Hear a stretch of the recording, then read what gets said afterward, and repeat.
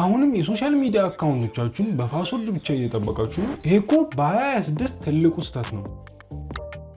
ኢሜይላችሁን፣ ኢንስታግራማችሁን፣ ቲክቶካችሁን፣ ቴሌግራማችሁን፣ ፌስቡካችሁን እና ሌሎች አካውንቶቻችሁን በቀላሉ ለመጠበቅ የሚረዱ እነዚህ ሁለት ምርጥ አውተንቲኬተር አፖች ናቸው። የመጀመሪያው ማይክሮሶፍት አውተንቲኬተር ሲሆን ሁለተኛው ደግሞ ጉግል አውተንቲኬተር ነው። ለአንድሮይድም ለአይፎንም ይሰራሉ። በዛ ላይ ሁለቱም ነፃ ናቸው። የማረጋገጫ ኮዶችን በየሰከንዱ ይፈጥራሉ።